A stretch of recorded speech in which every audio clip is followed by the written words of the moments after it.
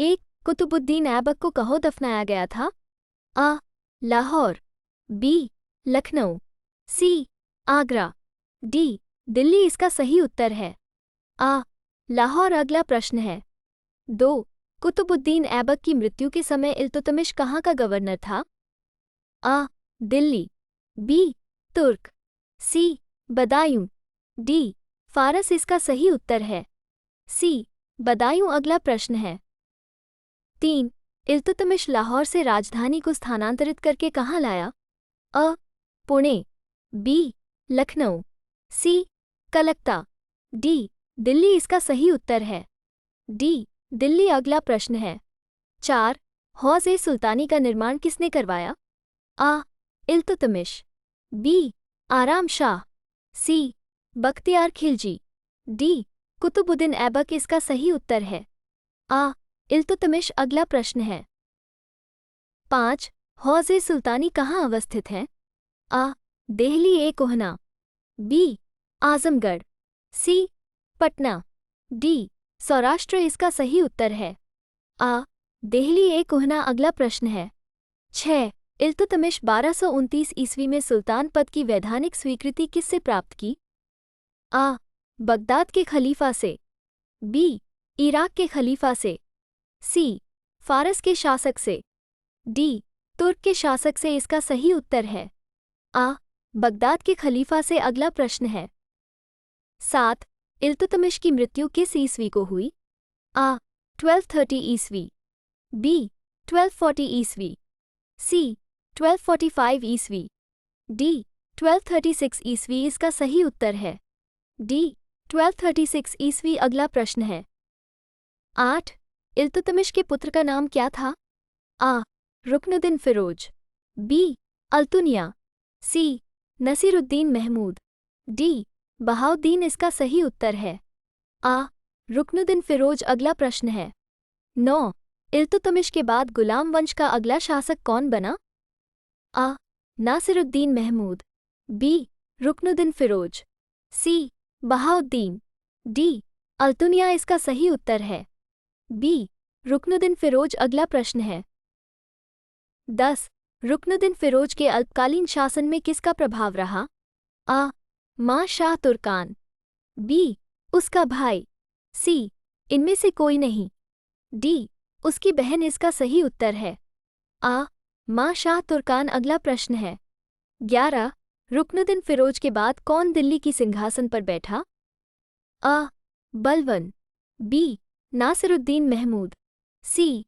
रजिया बेगम, D. इनमें से कोई नहीं इसका सही उत्तर है सी. रजिया बेगम। अगला प्रश्न है 12. दिल्ली सल्तनत की प्रथम महिला शासिका कौन थी?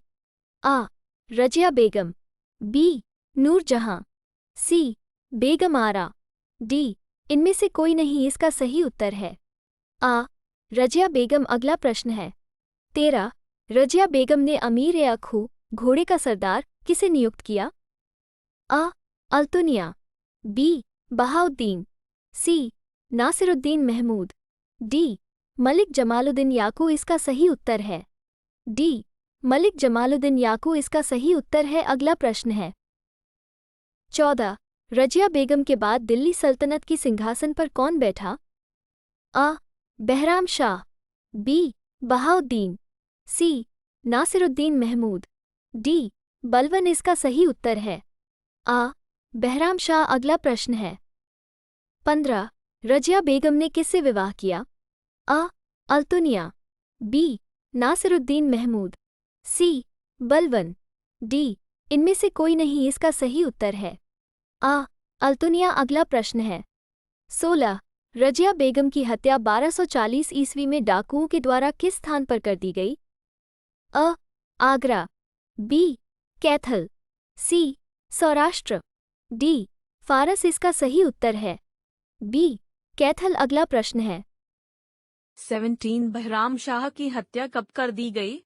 ए. 1245 ईस्वी, बी. 1236 ईस्वी, सी. 1240 ईस्वी, डी. 1242 ईस्वी। इसका सही उत्तर है डी. 1242 ईस्वी। अगला प्रश्न है 18 बहराम शाह के बाद दिल्ली का सुल्तान कौन बना? अलाउद्दीन मसूद शाह, बी बलवन, सी बहाउद्दीन, डी इनसे से कोई नहीं। इसका सही उत्तर है अलाउद्दीन मसूद शाह। अगला प्रश्न है 19 अलाउद्दीन मसूद शाह के बाद दिल्ली का सुल्तान कौन बना? नासिरुद्दीन महमूद, बी बलवन, सी बहाउद्दीन, डी इनमें से कोई नहीं। इसका सही उत्तर है नासिरुद्दीन महमूद। अगला प्रश्न है 20 नासिरुद्दीन महमूद दिल्ली का सुल्तान कब बना? ए 1242 ईस्वी, बी 1240 ईस्वी, सी 1236 ईस्वी, डी 1246 ईस्वी। इसका सही उत्तर है डी 1246 ईस्वी।